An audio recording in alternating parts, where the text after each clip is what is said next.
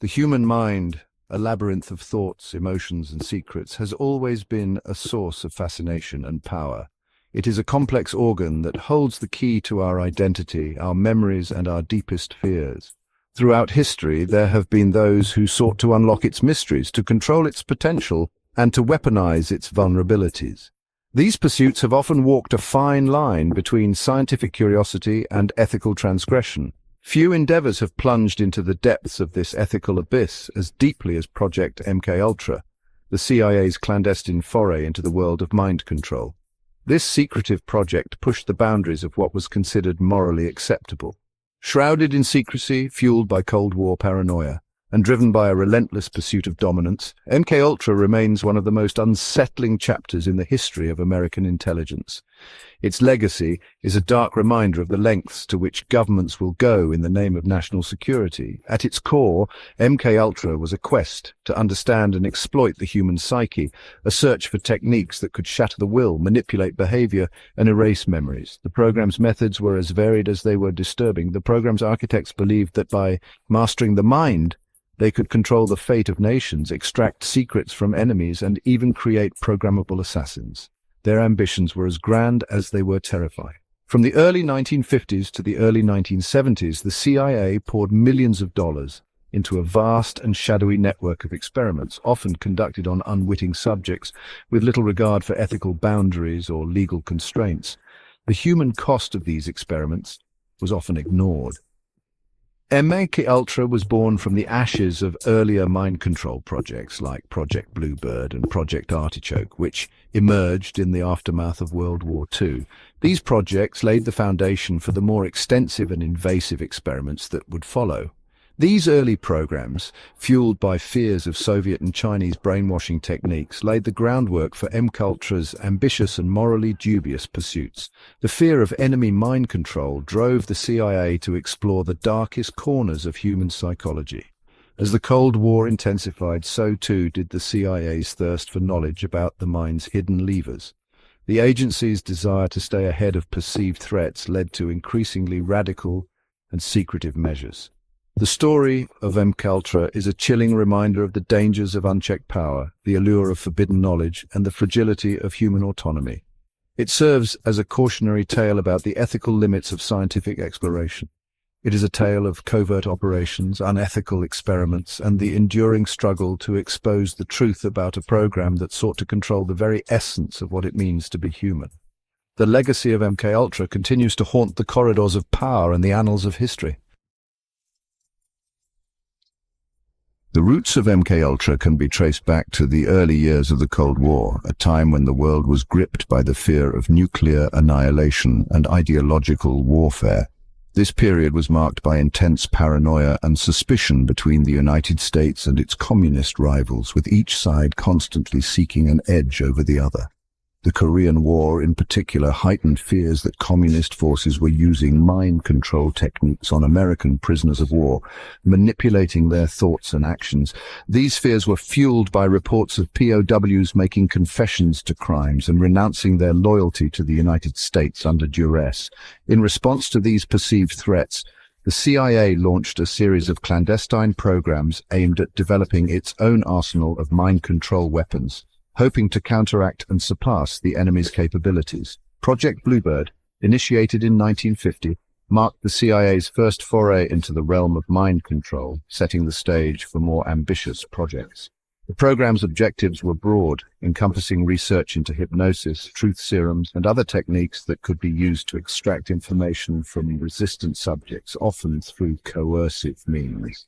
Bluebird's early experiments often involved military personnel and other volunteers who were subjected to various psychological and pharmacological tests. But as the program's scope expanded, so too did its reliance on unwitting subjects, including prisoners, mental patients, and even ordinary citizens who were often unaware of their participation.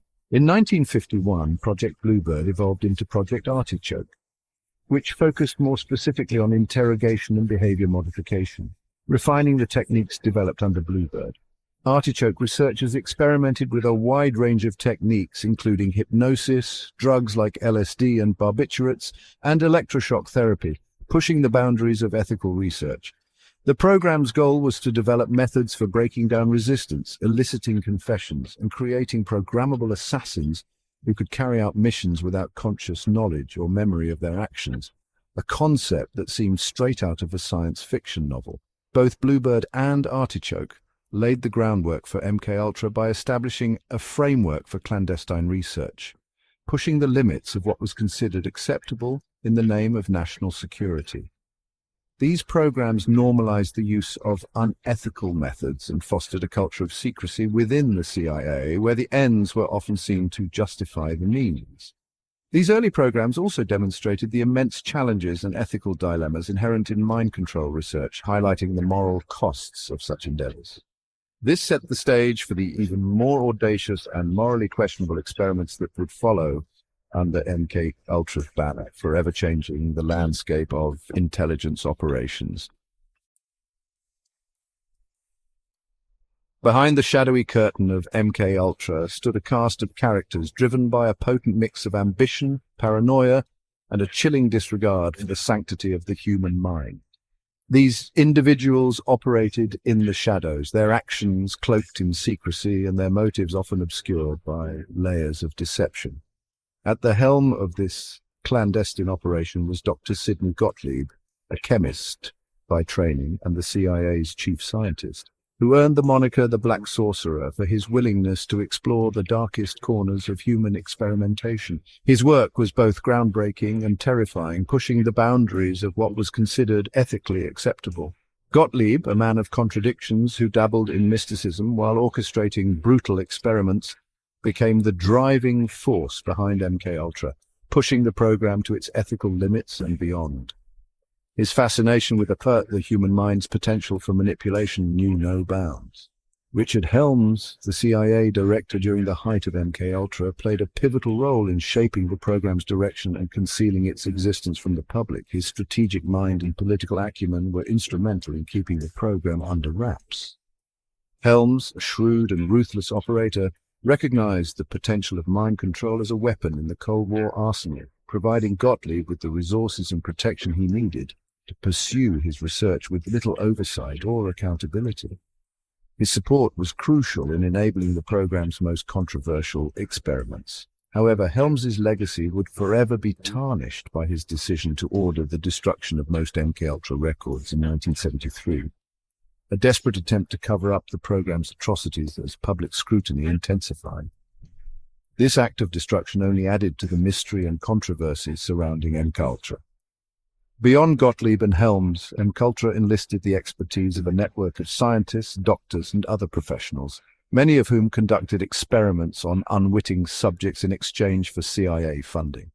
These individuals were often unaware of the full scope of the program. These individuals, often driven by a combination of scientific curiosity, professional ambition, and financial gain, played a critical role in carrying out MKUltra's vast and disturbing agenda.